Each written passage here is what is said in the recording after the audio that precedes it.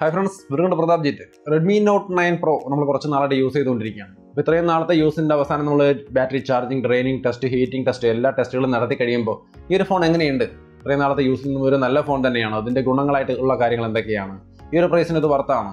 ഇതിന്റെ ദോഷങ്ങൾ എന്തൊക്കെയാണ്? തുടങ്ങിയ കാര്യങ്ങളൊക്കെയാണ് നമ്മുടെ ഇന്നത്തെ വീഡിയോ. വീഡിയോ ഇഷ്ടപ്പെടുകയാണെങ്കിൽ ലൈക്ക് ചെയ്തും ഷെയർ ചെയ്തൊക്കെ നമ്മളെ സപ്പോർട്ട് ചെയ്യുക. അതുപോലെ നമ്മുടെ ചാനൽ ഇതുവരെയായിട്ടും സബ്സ്ക്രൈബ് ചെയ്തിട്ടില്ലെങ്കിൽ മറക്കാതെ സബ്സ്ക്രൈബ് ചെയ്യുക. സബ്സ്ക്രൈബ് ചെയ്യുമ്പോൾ ബെൽ ഐക്കൺ കൂടി ഒന്ന് എനേബിൾ ചെയ്ത് വെച്ചോ. നേരെ വീഡിയോ.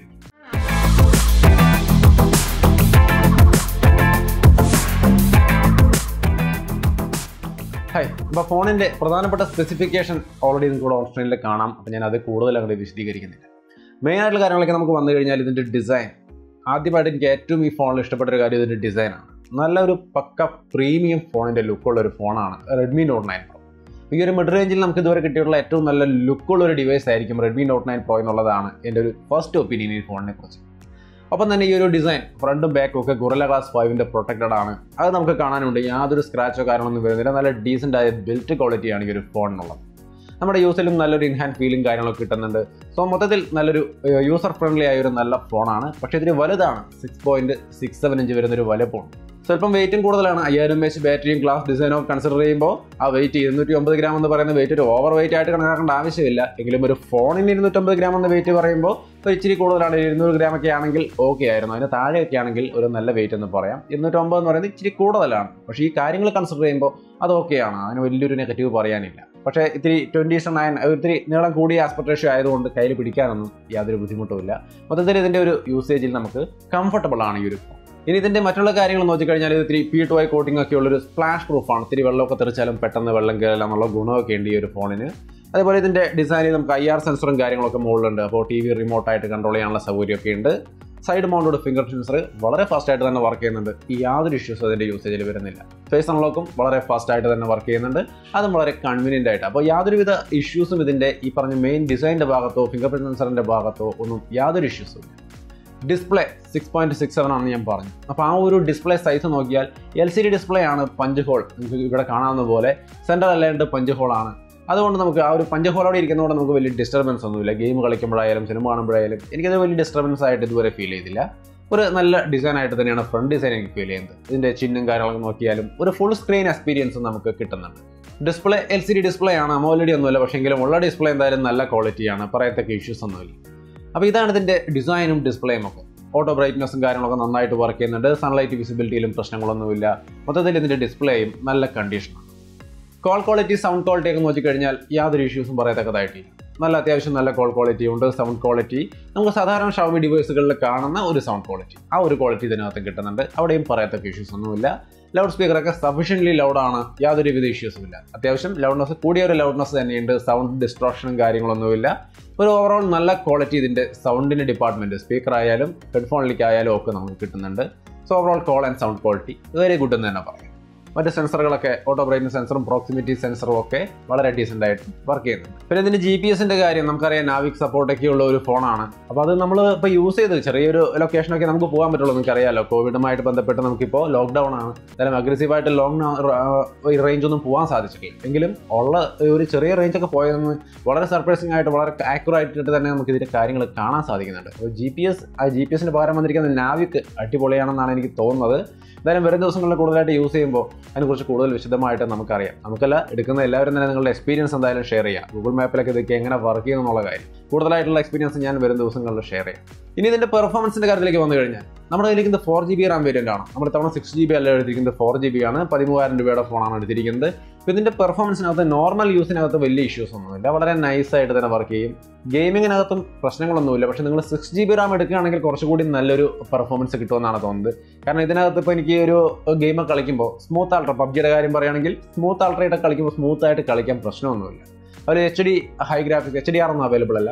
HD ഹൈ ഗ്രാഫിക്സ് ഒക്കെ ഇട്ട് കളിക്കുമ്പോൾ കളിക്കാൻ പറ്റുന്നുണ്ട്. പക്ഷേ എനിമീസ് ഒക്കെ വരുമ്പോൾ ഫ്രെയിം ഡ്രോപ്പും കാര്യങ്ങളൊക്കെ അത്യാവശ്യം നന്നായിട്ട് തന്നെ വരുന്നുണ്ട്. അപ്പോൾ ഒരു പക്ക കണ്ടീഷൻ എന്ന് പറയാനുള്ളതില്ല. ഒരു 6GB RAM എടുത്താൽ ഒരു പക്ഷേ കുറച്ചുകൂടി ബെറ്റർ ആയ ഒരു എക്സ്പീരിയൻസ് നിങ്ങൾക്ക് കിട്ടിയേക്കും. പിന്നെ ഇതിനകത്ത് ഇന്റേണൽ സൗണ്ട് റെക്കോർഡിംഗ് ഒക്കെ ഉണ്ട്. നിങ്ങൾക്ക് ഗെയിമൊക്കെ വേണമെങ്കിൽ റെക്കോർഡ് ചെയ്യാം. പിന്നെ ഗെയിമിൽ നമ്മൾ യൂഷ്വലായിട്ട് കണ്ടുവരുന്ന പോലെ തന്നെയാണ് മറ്റുള്ളവരുടെ സുഹൃത്തുക്കളുടെയൊക്കെ സംഭാഷണം കേൾക്കാം. പക്ഷേ നമ്മുടെ സൗണ്ട് അതിനകത്ത് വരില്ല എന്നുള്ളത് നിങ്ങൾക്ക് പലർക്കും അറിയാമായിരിക്കും. അത് തന്നെയാണ് ഇവിടുത്തെ സിറ്റുവേഷൻ. വ്യത്യാസമൊന്നും വന്നിട്ടില്ല. ഇനി ഇതിൻ്റെ RAM മാനേജ്മെൻറ്റും കാര്യങ്ങളൊക്കെ നോക്കിയാൽ യാതൊരു ഇഷ്യൂസും ഇല്ല. വളരെ നൈസായിട്ട് തന്നെ ആപ്ലിക്കേഷനുകളൊക്കെ റീസെൻ്റ് ആപ്പിൽ നിന്ന് നമുക്ക് തിരിച്ചു വരുന്നുണ്ട്. റാം മാനേജ്മെൻറ്റും കാര്യങ്ങളൊക്കെ ഗുഡാണ്. ട്രിപ്പിൾ കാർഡ് സ്ലോട്ട് ഉണ്ട്, 2 സിമ്മും മെമ്മറി കാർഡും ഒരേ സമയം ഉപയോഗിക്കാം. ഡുവൽ 4G വോൾട്ടേജ് തന്നെ ഇത് സപ്പോർട്ട് ചെയ്യുന്നുണ്ട്. അപ്പോൾ അവിടെയൊന്നും യാതൊരു പ്രശ്നവുമില്ല. ആൻഡ്രോയിഡ് 10 MIUI 11 ആണ്. ആൻഡ്രോയിഡ് 10 ബേസ് ചെയ്തിട്ടുള്ള MIUI 11 തന്നെയാണ്. അപ്പോൾ ഡീപ്പ് ബ്ലാക്ക് ഉള്ള ഡാർക്ക് മോഡും കാര്യങ്ങളൊക്കെ നമുക്ക് സിസ്റ്റം വൈഡ് ഡാർക്ക് മോഡ് തന്നെ അവൈലബിൾ ആണ്. OTGയും കാര്യങ്ങളൊക്കെ ഇതിനകത്ത് സപ്പോർട്ട് ചെയ്യണം. പിന്നെ ചില സുഹൃത്തുക്കൾ ചോദിച്ചിട്ടുണ്ടായിരുന്നു, ഡാർക്ക് മോഡ് ഇടുമ്പോൾ സ്ക്രീൻ ബ്ലീഡിംഗ് പോലെ സൈഡിൽ നിന്ന് ലൈറ്റ് ഒക്കെ വരുന്നുണ്ടോന്ന്. ഒരു തരത്തിലുള്ള ലൈറ്റും ഇല്ല, വളരെ കണ്ടീഷണറി ഡീപ്പ് ബ്ലാക്ക് ആയിട്ട് സെറ്റായിട്ട് നിൽക്കുന്നുണ്ട്. സിസ്റ്റം വൈഡ് ഡാർക്ക് മോഡ് തന്നെയാണ്. യാതൊരുവിധ ഇഷ്യൂസും ഡാർക്ക് മോഡ് ഇടുമ്പോഴല്ല, ഒരു തരത്തിലും സ്ക്രീൻ ബ്ലീഡിംഗ് കാര്യങ്ങളൊന്നുമില്ല. വളരെ കണ്ടീഷനാണ് കേട്ടോ. ഒരു കാര്യം എടുത്ത് പറയാണ്, ഒരു സുഹൃത്ത് കമൻറ്റ് വഴി ചോദിച്ചൊരു കാര്യമാണ്. ഇനി ഇതിൻ്റെ ക്യാമറയിലേക്ക് വന്നു കഴിഞ്ഞാൽ 48 മെഗാ പിക്സൽ മെയിൻ ക്യാമറയാണ്. ആ ഒരു സെൻസർ സാംസങ്ങിൻ്റെ GW2 സെൻസറാണ്, GW1 അല്ല, GW2 സെൻസറാണ്. അതിൻ്റെ റിസൾട്ട് എന്തായാലും ഇംപ്രസീവാണ്. യാതൊരുവിധ ഇഷ്യൂസും പറയത്തക്കതായിട്ടില്ല. മെയിൻ ക്യാമറ അടിപൊളിയാണ്. കൂടുതലായിട്ട് ക്യാമറയെക്കുറിച്ച് ഞാൻ അവിടെ പറയുന്നില്ല, ക്യാമറ റിവ്യൂ ഓൾറെഡി ചെയ്തിട്ടുണ്ട്. അപ്പോൾ അത് കണ്ടു നോക്കിയാൽ മതി. അതിൻ്റെ ലിങ്ക് ഐക്കണിലുണ്ട്, അല്ലെങ്കിൽ ഡിസ്ക്രിപ്ഷനിലുണ്ട്. ഒന്ന് പോയി കണ്ടു നോക്കിയാൽ ക്യാമറയെക്കുറിച്ച് വിശദമായിട്ട് മനസ്സിലാക്കാം. ഓവറോൾ ക്യാമറ അടിപൊളി പെർഫോമൻസ് ആണ്. വീഡിയോ ആയാലും മാക്രോ ഷോട്ടുകളായാലും 5 മെഗാ പിക്സലിൻ്റെ മാക്രോ സെൻസർ ഈ ഒരു പ്രൈസ് റേഞ്ചിലെ ബെസ്റ്റ് മാക്രോ ഷോട്ടുകൾ തന്നെ നമുക്ക് അതിനകത്ത് കിട്ടും. വീഡിയോ ക്വാളിറ്റിയും അടിപൊളി തന്നെയാണ്, യാതൊരുവിധ ഇഷ്യൂസും ഇല്ല. പിന്നെ ഇതിൽ 8 മെഗാ പിക്സലിൻ്റെ വൈഡ് ആംഗിൾ ക്യാമറയുണ്ട്, അതിൻ്റെ റിസൾട്ടും ഇംപ്രസീവ് തന്നെയാണ്. ഡെപ്ത് സെൻസറും നൈസായിട്ട് വർക്ക് ചെയ്യുന്നുണ്ട്. ഓവറോൾ ഇതിൻ്റെ മെയിൻ ക്യാമറ സെക്ഷൻ മൊത്തം വളരെ പെർഫെക്റ്റ് ആയ ഒരു കണ്ടീഷനാണ്. സെൽഫി ക്യാമറയിലേക്ക് വരുമ്പോൾ നല്ല ക്വാളിറ്റിയാണ്, പക്ഷേ അതിൻ്റെ ഒരു 1-2 നെഗറ്റീവ്സ് ഉണ്ട്. ഞാനത് നെഗറ്റീവ് സെക്ഷനിൽ പറയാം. അപ്പോൾ ഇതാണ് ഇതിൻ്റെ ഒരു ക്യാമറയുടെ മെയിൻ ആയിട്ടുള്ള ഘടകങ്ങൾ. ഇതിനകത്ത് മൂവി ഫ്രെയിമും റോ ഇമേജ് എടുക്കാനും പ്രോ മോഡിൽ വീഡിയോ എടുക്കാനുള്ള feature, 4K 60 frame per second, slow motion ആണെങ്കിൽ 960 ഫ്രെയിം പെർ സെക്കൻഡ്, അങ്ങനെ എല്ലാവിധ ഫീച്ചറുകളും ഇതിനകത്ത് വരുന്നുണ്ട്. സോ ഓവറോൾ ഫീച്ചർ റിച്ച് ആണ് ഈ ഒരു ഫോൺ. അതേപോലെ തന്നെ ക്വാളിറ്റിയിലും അടിപൊളിയാണ്. അപ്പോൾ മൊത്തത്തിലൊരു നല്ല ക്യാമറ സെറ്റപ്പാണ്. ബാറ്ററിയിലേക്ക് വരുമ്പോൾ 5020 mAh ബാറ്ററിയാണ്. 3 മണിക്കൂറോളം എടുക്കുന്നുണ്ട് ഇത് ചാർജ് ആവാൻ. 3 മണിക്കൂർ എന്ന് പറയുമ്പോൾ നമ്മൾ സാധാരണ ഏതെങ്കിലും ഒരു ചാർജിങ് ടെസ്റ്റ് നിങ്ങൾ കണ്ടു നോക്കിയാൽ ചിലപ്പോൾ അതിൽ അത്രയും ടൈം എടുത്തൊന്നും വരില്ല. ഫോൺ ഓഫ് ചെയ്ത് വെച്ചിട്ടോ സിം ഇടാതെയോ അല്ലെങ്കിൽ കൂടുതൽ ആപ്ലിക്കേഷൻസ് ഒന്നും ഉപയോഗിക്കാതെയോ ഒക്കെ ചാർജ് ചെയ്താൽ വേഗം ചാർജ് ആവുമായിരിക്കാം. പക്ഷേ നോർമലി ഞാൻ ചാർജ് ചെയ്യുന്നത് നമ്മൾ നോർമലി യൂസ് ചെയ്യുന്ന ഒരു കണ്ടീഷനിൽ, അതായത് നമ്മൾ ഈ ഫോണിൽ നമ്മുടെ ആപ്ലിക്കേഷനുകൾ വാട്സപ്പ്, ട്വിറ്റർ, ടിക്ടോക്ക് അങ്ങനെ എല്ലാത്തരം ആപ്ലിക്കേഷനുകളും അതിൻ്റെ നോട്ടിഫിക്കേഷനൊക്കെ വരുന്ന condition Jio SIM, dual SIM ഇട്ടിട്ടുള്ള single SIM, Jio 4G SIM തന്നെ ഇട്ടിരിക്കുന്നു. അങ്ങനെ നോർമലായിട്ട് നമ്മൾ യൂസ് ചെയ്യുന്ന രീതിയിൽ 0% ബാറ്ററിയിൽ നിന്നും 100 ആവാൻ വേണ്ടി ഇതിൻ്റെ ബോക്സിൽ തന്നെ വരുന്ന 18 വാട്ട് ഫാസ്റ്റ് ചാർജർ കൊണ്ട് ചാർജ് ചെയ്യുമ്പോൾ 2 മണിക്കൂർ 49 അല്ലെങ്കിൽ 2 മണിക്കൂർ 50 മിനിറ്റ് കൃത്യമായിട്ട് എടുക്കുന്നുണ്ട് നമുക്ക് 0യിൽ നിന്നും 100 ആവാൻ. ആ ഒരു ലെവലിൽ അധികം ആരും ചാർജ് ചെയ്യില്ല. ഒരു 30 ആകുമ്പോഴേക്കും ചാർജ് ചെയ്യാനാണ് എല്ലാവരും ശ്രമിക്കുക. അപ്പോൾ ഈ 2 മണിക്കൂർ 50 മിനിറ്റ് വരില്ലെങ്കിലും ഓൾമോസ്റ്റ് ചാർജിങ് ടൈം ഇത്തിരി കൂടുതൽ തന്നെയാണ്. അത്ര ഒരു സാറ്റിസ്ഫൈഡ് അല്ല ഇതിൻ്റെ ചാർജിങ് ടൈം. പക്ഷേ 5020 mAh ബാറ്ററി ഉണ്ടെന്ന് ആലോചിക്കുമ്പോൾ ഈ ഒരു charging speed 18 what fast charger കൊണ്ട് ചാർജ് ചെയ്യുമ്പോൾ ഈ ഒരു ലെവൽ തന്നെ എക്സ്പെക്ട് ചെയ്താൽ മതി. കുറച്ചും കൂടി ബെറ്റർ ആയ ഒരു ഫാസ്റ്റ് ചാർജർ ഉണ്ടായിരുന്നെങ്കിൽ കുറേ കൂടി നല്ല സ്പീഡിൽ ചാർജ് ആയി കിട്ടിയാണ്. പിന്നെ ഇതിൻ്റെ ഒപ്പം തന്നെ വന്ന സാംസങ് M31 15 വാട്ട് ഫാസ്റ്റ് ചാർജറാണ്. അത് 3 മണിക്കൂറിന് മുകളിൽ എടുക്കുന്നുണ്ട് 6000 mAh ചാർജ്. അങ്ങനെ നോക്കുമ്പോൾ ഇത് ഓക്കെയാണ്, പക്ഷേ ചാർജിങ് സ്പീഡ് കുറച്ചുകൂടി ബെറ്റർ ആയിരുന്നു എന്നുള്ളതാണ് എൻ്റെ ഒരു ഒപ്പീനിയൻ. വേറെ പ്രശ്നങ്ങളൊന്നുമില്ല ചാർജിങ്ങിൽ. അതേപോലെ ബാറ്ററി ലൈഫ് നോക്കിക്കഴിഞ്ഞാൽ ഒരു ഗുഡ് ബാറ്ററി ലൈഫ് എന്ന് പറയാം. ഒരു 1.5 ദിവസമൊക്കെ നിങ്ങൾക്ക് എങ്ങനെയായാലും കിട്ടും. നമ്മൾ ഹെവി ആയിട്ട് യൂസ് ചെയ്യുമ്പോൾ തന്നെ ഞാൻ ഡ്രെയിനിങ് ടെസ്റ്റ് നടത്തിയപ്പോൾ അതിനകത്ത് ഒരു 9-9.5 മണിക്കൂറോളം കിട്ടുന്നു. ഒരു നല്ല കിടിലൻ ബാറ്ററി ലൈഫാണ്. ഒരു തരത്തിലുള്ള ഇഷ്യൂസ് ബാറ്ററി ലൈഫിൻ്റെ കാര്യത്തിലില്ല. നമുക്ക് ഗെയിമൊക്കെ കളിക്കുകയാണെങ്കിലും കമ്പനി 10-12 മണിക്കൂറൊക്കെ പറയും, പക്ഷേ എങ്കിലും നമുക്കൊരു 5-8 മണിക്കൂറൊക്കെ, ഒരു 6-7 മണിക്കൂറൊക്കെ തുടർച്ചയായിട്ട് എങ്ങനെയായാലും PUBG കളിക്കാൻ സാധിക്കും. അതൊക്കെ ഇംപ്രസീവായ ബാറ്ററി ലൈഫാണ്, യാതൊരു സംശയമില്ല. നിങ്ങൾക്ക് കൺഫ്യൂഷൻ ഉണ്ടെങ്കിൽ ഓരോ സെക്ഷനിലും കോൾ ചെയ്യുമ്പോൾ എങ്ങനെയാണ്, ബ്രൗസ് ചെയ്യുമ്പോൾ എങ്ങനെ, യൂട്യൂബ് കാണുമ്പോഴെങ്ങനെ, അങ്ങനെ ഓരോ കാര്യങ്ങളും കൃത്യമായിട്ട് അറിയണമെങ്കിൽ നമ്മളതിൻ്റെ ചാർജിങ് ആൻഡ് ട്രെയിനിങ് ടെസ്റ്റ് നടത്തിയിട്ടുണ്ട്. അതിൻ്റെ ലിങ്ക് ഡിസ്ക്രിപ്ഷനിലുണ്ട്. ഒന്ന് കണ്ടു നോക്കിയാൽ അതിൻ്റെ ഒരു ഓവറോൾ പെർഫോമൻസ് എന്താണെന്നുള്ള കാര്യം കൃത്യമായിട്ട് മനസ്സിലാവും. ഇനി ഇതിൽ പ്രധാനപ്പെട്ട ഒരു കാര്യം കൂടി പറയുന്നത് ഇതിൻ്റെ സാർ വാല്യൂ 0.898 ആണ്. അപ്പോൾ ഒരു വലിയ ഓവറായിട്ടുള്ളൊരു സാർ വാല്യൂ എന്ന് പറയാനില്ല. ഇതിന് സാർ വാല്യൂ 1.6 ആണ്. അങ്ങനെ നോക്കുമ്പോൾ കുറച്ച് നല്ല സാർ വാല്യൂ തന്നെയാണ് നമുക്ക് ഈ ഒരു ഫോണിൽ കാണാൻ സാധിക്കുന്നത്. സോ ഓവറോൾ ഈ ഒരു ഫോണിൻ്റെ മെയിനായിട്ടുള്ള ഘടകങ്ങളെല്ലാം നോക്കുമ്പോൾ ഇതൊരു നല്ല വർത്തായ ഒരു ഫോണായിട്ട് തന്നെയാണ് നമുക്ക് ഫീൽ ചെയ്യുന്നത്. എങ്കിലും 1-2 ചെറിയ നെഗറ്റീവുകൾ നോട്ട് ചെയ്യാനുള്ളത്, ഒന്ന് ഇതിൻ്റെ വെയിറ്റ് 209 ഗ്രാം വെയിറ്റ് വരുന്നുണ്ട്. ഒരു ഇച്ചിരി വെയിറ്റ് കൂടുതലാണ്. കണ്ടിന്യൂസ് ആയിട്ട് ലൈറ്റ് ആയിട്ടുള്ള ഫോണുകളൊക്കെ യൂസ് ചെയ്യുന്ന ആൾക്കാർ ഇത് എടുത്തു കഴിഞ്ഞാൽ കുറച്ച് ഹെവി ആയിട്ട് ഫീൽ ചെയ്യാനുള്ള സാധ്യതയുണ്ട്. പക്ഷേ അത് അതിൻ്റെ റീസൺ ഞാൻ ഓൾറെഡി പറഞ്ഞിരുന്നു. ഇതിൽ 5020 mAh ബാറ്ററി ഉണ്ട്, ഗ്ലാസ് ഡിസൈനാണ്. ഇതെല്ലാം പരിഗണിക്കുമ്പോൾ 209 ഗ്രാം വെയിറ്റ് വരാം, ഇത് യൂഷ്വലാണ്. പിന്നെ ഇതിൻ്റെ ഒരു ഡിസ്പ്ലേ സൈസ് നിങ്ങൾക്കറിയാം 6.67 ആണ്. അത്രയും വലിയൊരു ഫോണിൽ ഈ ഒരു ഡിസൈനിലും സെറ്റപ്പിലൊക്കെ വരുമ്പോൾ 209 ഗ്രാം വെയിറ്റ് വരുന്നതിൽ അതിശയിക്കാനൊന്നുമില്ല. പക്ഷേ എങ്കിലും ആ വെയിറ്റ് ഉണ്ട് എന്നുള്ള കാര്യം ഒന്ന് മനസ്സിൽ വയ്ക്കുക. അത് ഒരു നെഗറ്റീവായിട്ട് വേണമെങ്കിൽ നമുക്ക് കൂട്ടി വയ്ക്കാം. പിന്നെ ഒരു കാര്യം, ഇതിനകത്ത് വൈഡ് ബാൻഡ് L1 സർട്ടിഫിക്കേഷനാണ് നമുക്ക് ഇതിനകത്ത് സാധാരണ ഫുൾ HD ഡിസ്പ്ലേകൾ ഈ ഒരു മിഡ് റേഞ്ച് ഫോണിലൊക്കെ നമ്മൾ കാണാറ്. പക്ഷേ ഇതിനകത്ത് L3 ആണ്. അപ്ഡേറ്റിലൂടെ L1 വരുമെന്ന് പറയുന്നു, പക്ഷേ ഇതുവരെയായിട്ടും വന്നിട്ടില്ല. ഇത് L3 തന്നെയാണ് ഇപ്പോഴും കാണുന്നത്. മേ ബി വന്നേക്കാം, പക്ഷേ ഇപ്പോഴും വൈഡ് ബാൻഡ് L3 സർട്ടിഫിക്കേഷൻ തന്നെയാണ് ഇതിൽ കാണുന്നത്.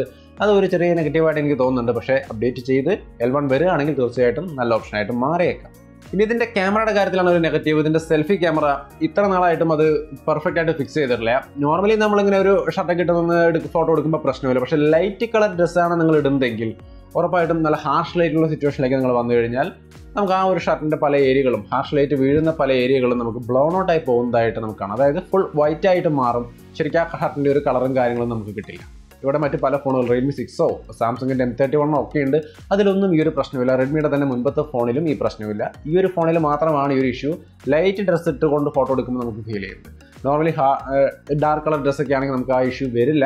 ബട്ട് നിങ്ങൾക്ക് ഇവിടെ കാണാവുന്ന പോലെയാണ് ഇതിൻ്റെ ഒരു ഡിഫറൻസ്. അപ്പോൾ ആ ഒരു സെൽഫി ക്യാമറയുടെ ഇഷ്യൂ ഒരു ചെറിയ നെഗറ്റീവായിട്ട് തോന്നി. ലോ ലൈറ്റ് പെർഫോമൻസ് അത്ര പോരാ എന്ന് പറയുന്നത് മുൻപത്തെ ഇതിൻ്റെ Redmi Note 8 അങ്ങനെയുള്ള ഫോണായിട്ട് കമ്പയർ ചെയ്യുമ്പോഴാണ്. അതല്ലാതെ ലോ ലൈറ്റ് പെർഫോമൻസിൽ വലിയ ഇഷ്യൂ എന്നുള്ളതായിട്ട് എനിക്ക് തോന്നുന്നില്ല.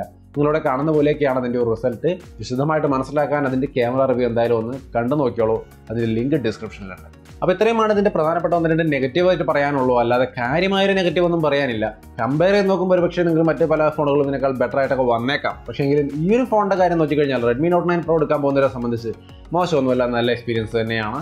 ഒരു കാര്യം, ഒരു ചെറിയ സജഷൻ പറയാനുള്ളത്, 4GB RAM സ്കിപ്പ് ചെയ്തിട്ട് 6GB RAM എടുത്തോളം കുറച്ചുകൂടി നല്ലൊരു എക്സ്പീരിയൻസ് നിങ്ങൾക്ക് കിട്ടിയേക്കാം. അത് മാത്രമാണ് ഒരു ചെറിയ സജഷനായിട്ട് പറയാനുള്ളത്. So overall Redmi Note 9 Pro വർത്തായ ഒരു നല്ല ഫോണാണ്. പറയത്തക്ക മേജർ ഇഷ്യൂസ് ഈ സെൽഫി ക്യാമറയുടെ ഒരു പെർഫോമൻസിൽ മാത്രമേ കണ്ടുള്ളൂ. ബാക്കി എല്ലാം കൊണ്ടും ഈ Redmi Note 9 Pro ഒരു നല്ല ഫോണായിട്ടാണ് എനിക്ക് തോന്നുന്നത്. ഇതെടുത്തിട്ടുള്ള മറ്റുള്ള സുഹൃത്തുക്കൾക്ക് നിങ്ങളുടെ എക്സ്പീരിയൻസ് തീർച്ചയായിട്ടും കമൻറ്റായിട്ട് ഷെയർ ചെയ്യാം. എല്ലാ സുഹൃത്തുക്കളും വീഡിയോ കാണുന്നവർ കമൻറ്റ് കൂടി ഒന്ന് നോക്കുക, മറ്റുള്ളവരുടെ എക്സ്പീരിയൻസ് കൂടി ഒന്ന് മനസ്സിലാക്കുക. അപ്പോൾ അത്രയുമാണ് Redmi Note 9 Pro ഒരു full review with pros and cons. Video ഇഷ്ടപ്പെട്ടാൽ ലൈക്ക് ചെയ്തും ഷെയർ ചെയ്തൊക്കെ നമ്മളെ സപ്പോർട്ട് ചെയ്യുക. വീണ്ടും മറ്റൊരു വീഡിയോ ആയിട്ട് കണ്ടുമുട്ടാം.